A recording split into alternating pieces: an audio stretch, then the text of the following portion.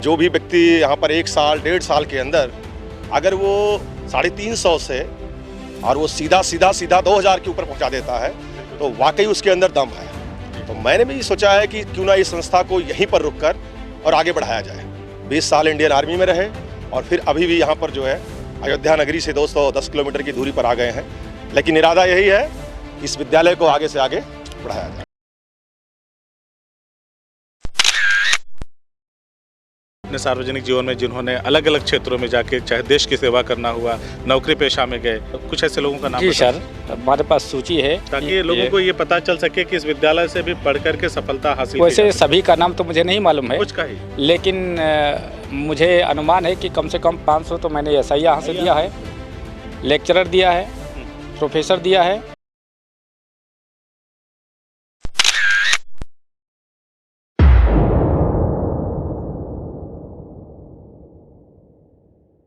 नमस्कार, बदलेगा भारत देख रहे हैं आप और इस वक्त हम लोग पहुंच चुके हैं बहराइच जिले में।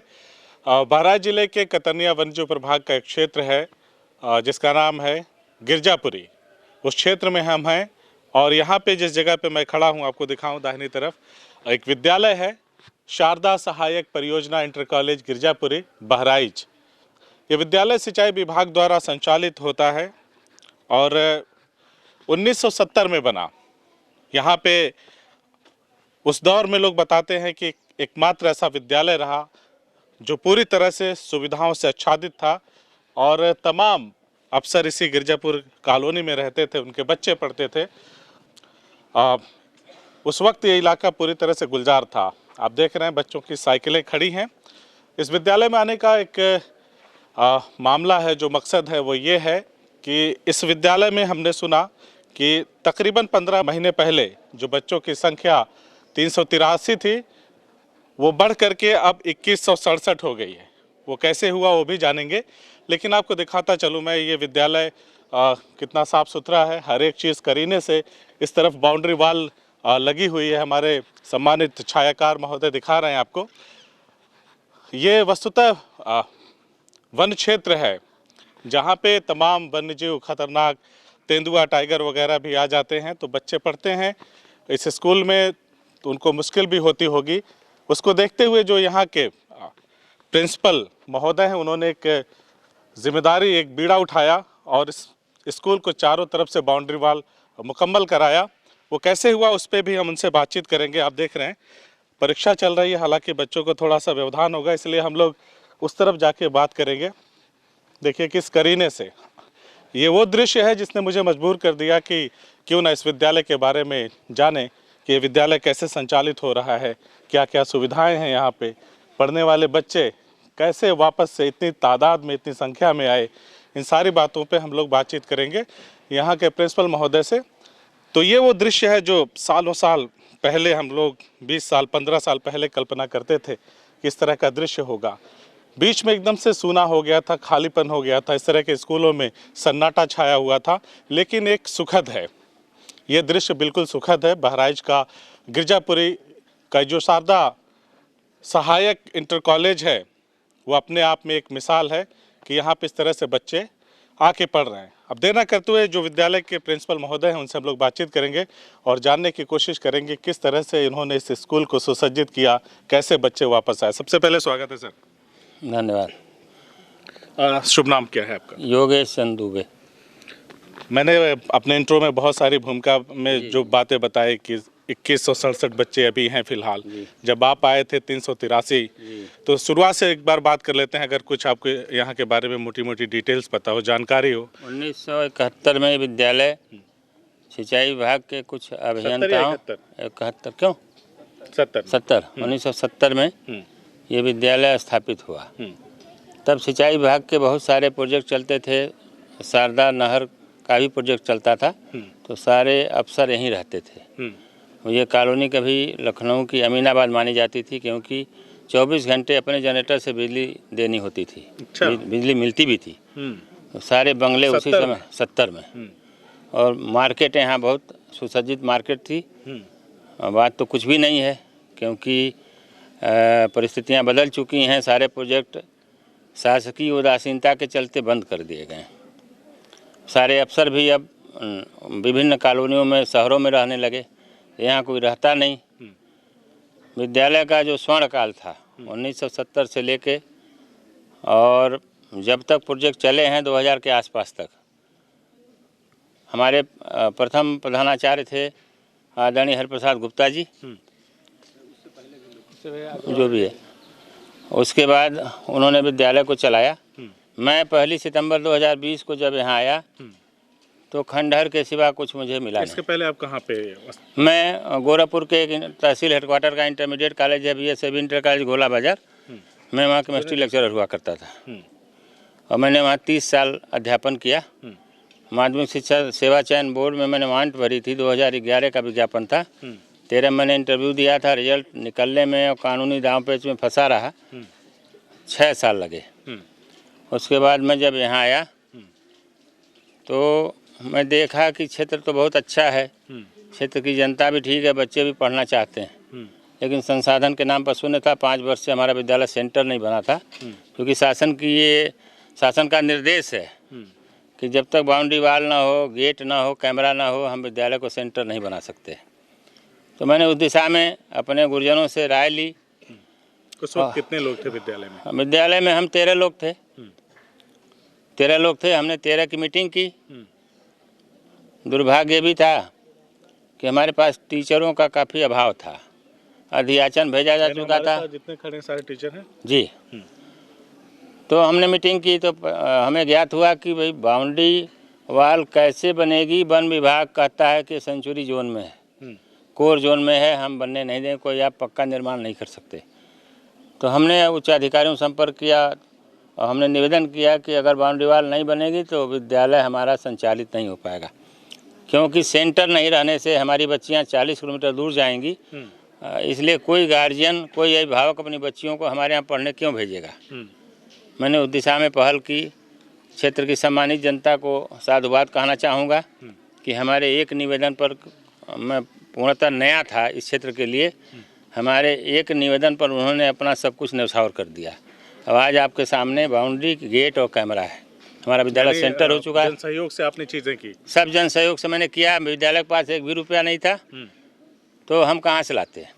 हमारे पास कोई फंडिंग नहीं थी। हमारे पहले तो जब बच्चे नहीं थे, आप गए लोगों के पास, गांव के लोगों के पास, तो उन्हें विश्वास में कैसे लेकर आए? क्योंकि बच्चे भी नहीं थे। मैंने उनको विश्वास दिलाया कि अगर आप हमारे विश्वास करते हैं, हमारे गुरुजनों को करते हैं। अब मैं आया हूँ, उन्होंने हमसे वचन लिया कि आप कहीं जाएंगे नहीं, क्योंकि उनको लग रहा था कि गोरखपुर के हैं, गोरखपुर चले जाएंगे, सिलेक्शन होना तय है, गोरखपुर का रिजल्ट आने वाला था। तो मैंने कहा नहीं जाऊंगा, चलिए वादा रहा, विश्वास दिलाता हूँ नहीं जाऊंगा। तो उन लोगों ने कहा नहीं, बच्चे हम लोगों के पढ़ेंगे, क्योंकि यहाँ 30 किलोमीटर के रेंज में कोई सरकारी विद्यालय नहीं है और हम लोग, हाँ, एकमात्र विद्यालय ही है और हम लोग उसी विद्यालय के छात्र हैं। साहब हरिप्रसाद गुप्ता जी का सब लोग नाम लेते थे। और उसके बाद जब धीरे धीरे दिन बीतने लगे, परिस्थितियाँ अनुकूल होने लगी, तो आज वो कहते हैं, मेरी तुलना हरिप्रसाद जी से करते हैं, तो मैं अपनी तुलना कराने का पक्षधर नहीं हूँ, मैं अपने कर्म करता हूँ। क्षेत्र की जनता को देखा है कि सरकारी विद्यालयों की दशा एकदम दीनहीन हो गई है।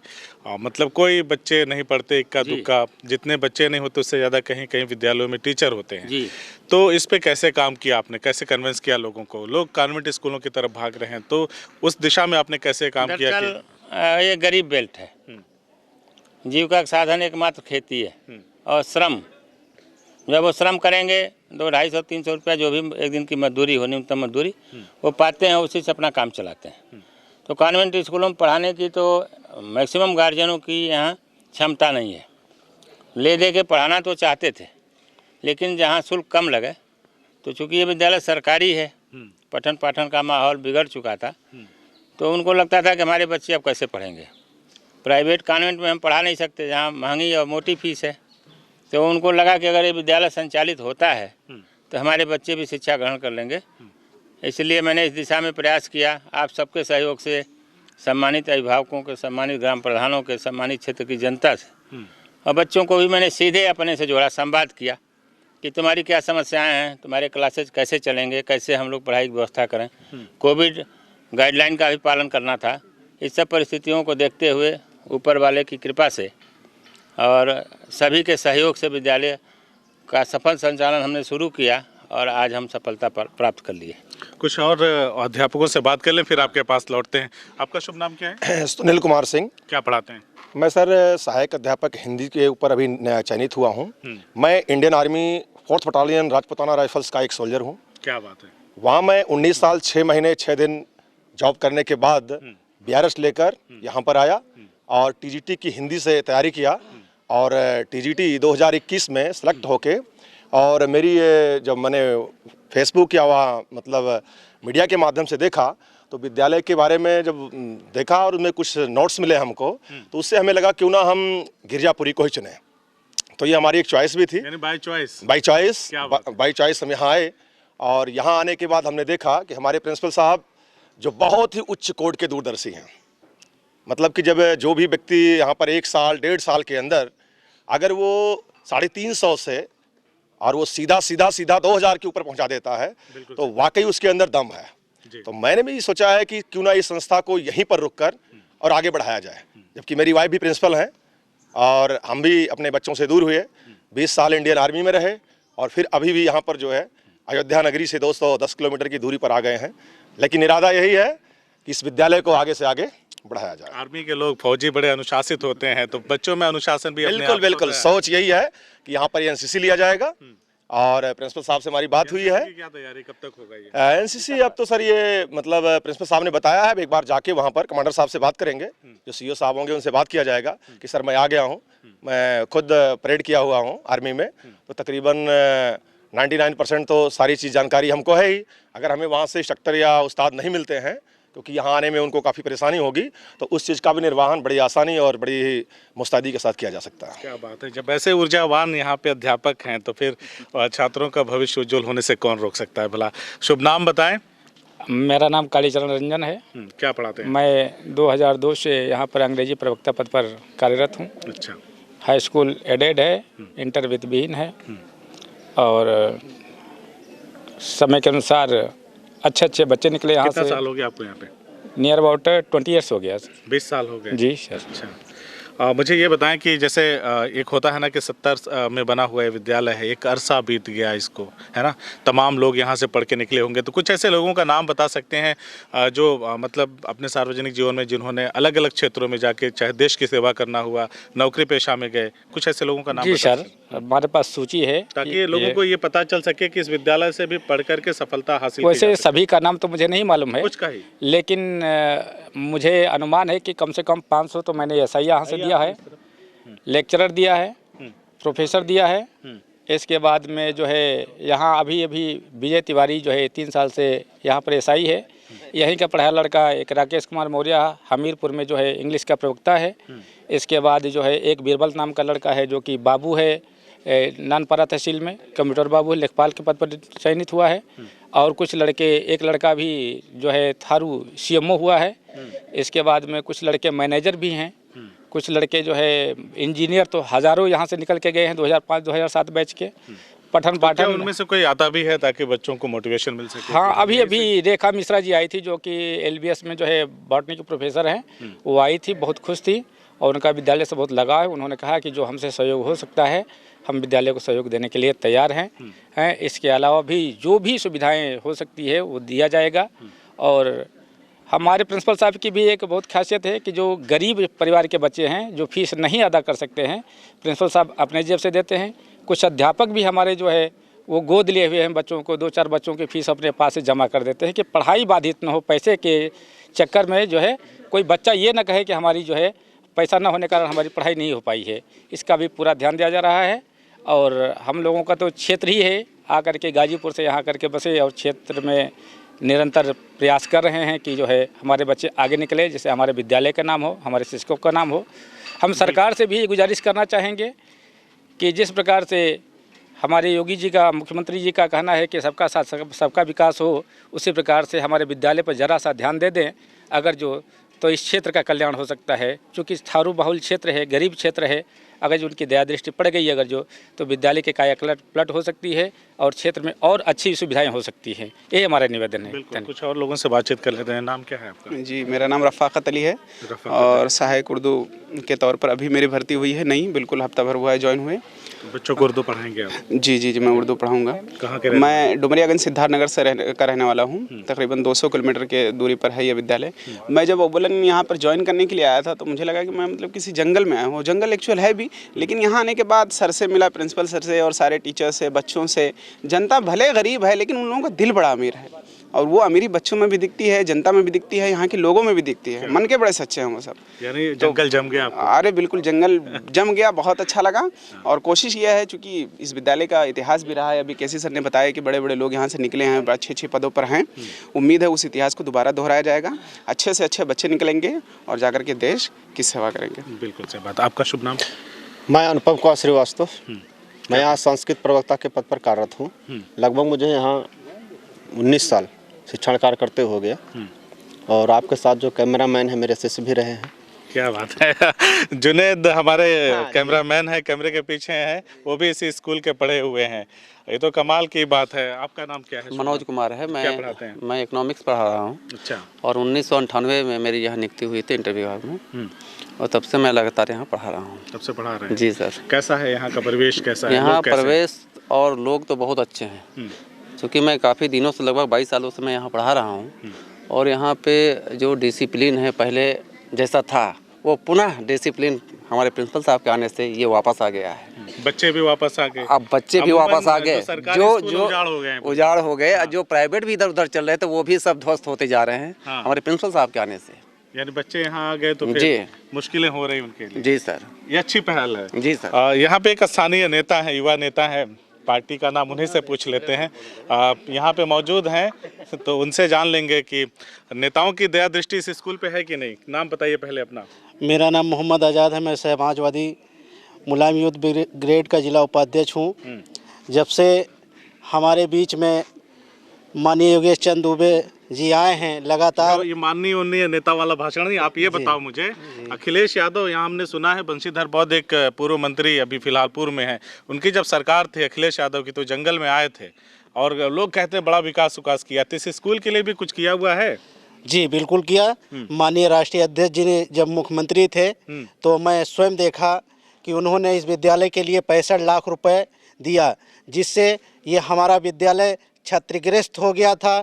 उनकी योजनाओं से और उनके पैसे से विद्यालय को दोबारा क्षतिग्रस्त को मरम्मत किया गया, और ये विद्यालय 2016 में राजकीय हो गया था। किन्हीं कारणों से ये विद्यालय दोबारा माननीय योगी जी की सरकार हुई और निरस्त कर दिया गया। उसके बाद जो मुलायम सिंह की सरकार थी, योगी माननीय अखिलेश जी की, उन्होंने इसके लिए 2 करोड़ 65 लाख रुपए बजट भी दे दिया था।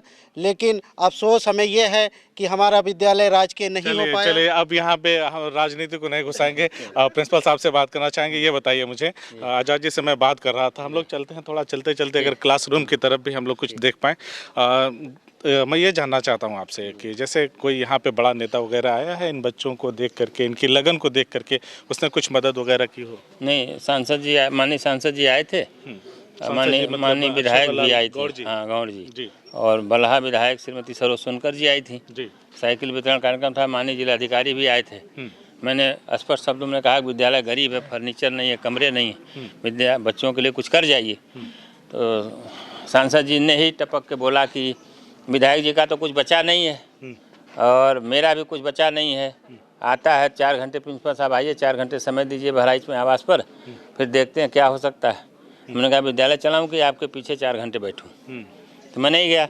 माननीय MLC गोरखपुर फैजाबाद शिक्षक निर्वाचन क्षेत्र के माननीय ध्रुव कुमार त्रिपाठी से बात हुई है, दिसंबर में उनका कार्यक्रम है। उन्होंने विद्यालय को भरपूर सहायता देने का वचन दिया है। MLC महोदय जी।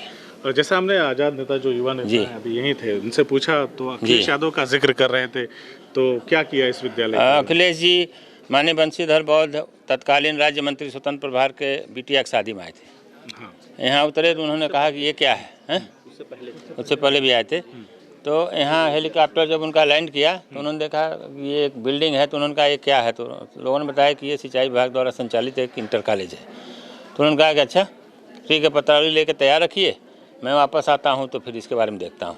तो पत्रावली हमारे गुरुजनों ने तैयार कराई, तत्कालीन प्रिंसिपल भी थे। अखिलेश जी मिले यहाँ हमारी फील्ड पर वापस जाते समय, तो उन्होंने विद्यालय को तत्काल 65 लाख रुपए इसकी मरम्मत के लिए दिया, क्योंकि सब चू रहा था, सब जीर्ण शीर्ण हालत में था। फिर उन्होंने जाते जाते 2 करोड़ 65 लाख रुपए अवमुक्त किए, एक ऑडिटोरियम और 5 कमरे बनाने के लिए। दुर्भाग्य कि सिंचाई विभाग उसको पैसे का उपयोग नहीं कर पाया, वो पैसा वापस चला गया। फिर उन्होंने विद्यालय का राजकीकरण किया, प्रांतीयकरण।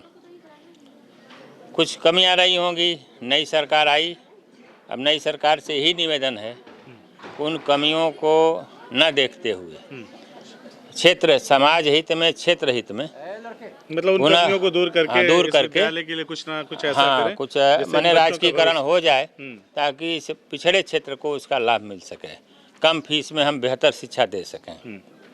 सरकार से ही निवेदन करना है। अब मुझे पूरी उम्मीद है कि माननीय योगी जी हमारे लोकसभा क्षेत्र के, हमारी विधानसभा क्षेत्र के, मैं उनके विधानसभा क्षेत्र का आवासी हूँ, मैं उनके लोकसभा क्षेत्र का आवासी हूँ, गोरखपुर का रहने वाला हूँ। तो अगर कभी भविष्य में मौका मिलता है तो मैं उनसे बिल्कुल मिल करके निवेदन करूँगा कि हमारे विद्यालय को राजकीकरण कर दें। बिल्कुल सही और जायज़ मांग है। देखिए बच्चे बच्चियाँ पढ़ रहे हैं और बीजेपी का भी एक नारा है, सबका साथ सबका विकास, और पढ़ेगी बेटी तभी बढ़ेगी बेटी, है ना। और तमाम चीज़ें हैं, सरकार ने मुहिम चलाई और हम चाहते हैं प्रिंसिपल साहब एक बार रैंडमली अगर हम विद्यालय को देख पाएँ और फिर उसके बाद इस वीडियो का समापन करेंगे। और देखिए हम लोग अंदर दाखिल हो चुके हैं और यहाँ पे एक बोर्ड आपको दिखा दूँ। 1 जुलाई 1970 से सिंचाई विभाग उत्तर प्रदेश द्वारा संचालित मान्यता हाई स्कूल साहित्यिक वर्ग 1973 में ही मिल गई थी, मान्यता हाई स्कूल वैज्ञानिक वर्ग 1978 में और मान्यता इंटरमीडिएट मानविकी वर्ग 1998 में। और यहाँ विषयवार सब लिखा हुआ है कि कौन कौन सा विषय है हाई स्कूल का और इंटरमीडिएट का।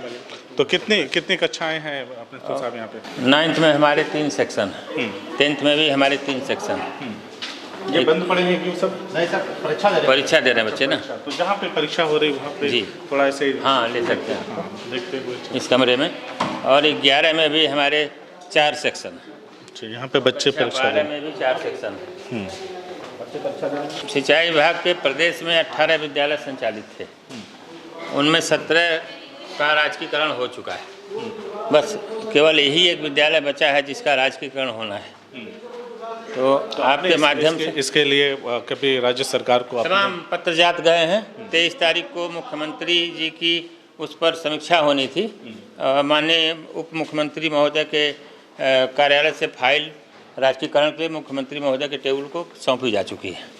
अब भविष्य में क्या निर्णय होता है तो शासन को तय करना है। एक बार बच्चों को दिखाते हैं जुनैद, किस तरह से जैसे सुनने वालों को, हमारे जो दर्शक हैं उनको देखकर भी अच्छा लगेगा कि जो बातें की गई 383 बच्चों से आपने शुरुआत की। यहाँ पे आपके आने के पहले 383 की संख्या थी, अब 2167 हो गए हैं। हम लोग प्रिंसिपल साहब बाहर चलते हैं ताकि क्योंकि बच्चों की एग्ज़ाम्स हैं, हाँ डिस्टर्बेंस होगा। तो अच्छा ये बताएं कि क्या उम्मीद लगती है कि जो आपने मांग की है उसको पूरा? हमारा विद्यालय का प्रांतीयकरण हो जाएगा और माननीय योगी जी के हाथों ही होगा, ऐसा मुझे पूर्ण विश्वास है। उसमें कोई दो राय नहीं, क्योंकि 17 विद्यालय हो गए। चूँकि सिंचाई विभाग ने भी लिख के दे दिया है कि हमको इस जिम्मेदारी से मुक्त कर दिया जाए, हम विद्यालय संचालन नहीं कर सकते। और उन्होंने 0 रुपये के लियन पर शासन को लिखा है कि मुझे अपनी संपत्तियों का कुछ भी मूल्य नहीं चाहिए। 0 रुपये पर भी हम अपनी संपत्तियां हस्तगत करने को तैयार हैं।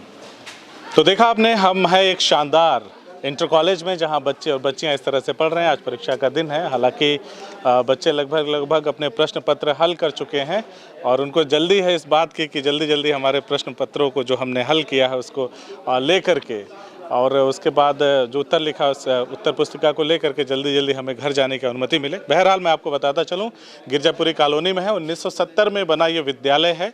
अखिलेश यादव आए थे यहाँ पे पूर्व मंत्री वंशीधर बौद्ध के यहाँ उनकी बिटिया की शादी में, तो उन्होंने इस विद्यालय को 65 लाख रुपए तत्काल दिए और 2 करोड़ समथिंग की धनराशि उन्होंने अवमुक्त की, लेकिन किन्हीं कारणोंवश वो चीज़ें आगे नहीं बढ़ पाईं।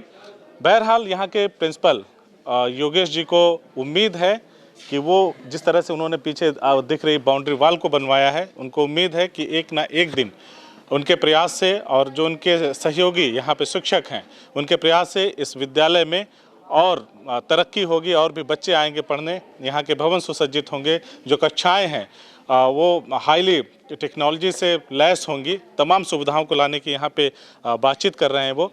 और हम भी पूरी तरह से खुश हैं इस तरह का माहौल देख करके, इन बच्चों को देख करके। और सही मायनों में पढ़ेगा भारत तभी बढ़ेगा भारत, बाकी पार्टियों के नारों की बात नहीं करता। और ये हम सभी का सपना है कि हमारे देश के बच्चे ही देश का भविष्य हैं, और देश के बच्चे जब पढ़ेंगे तभी भारत आगे बढ़ेगा। कैमरामैन जुनैद खान के साथ वसीम अकरम, बदलेगा भारत।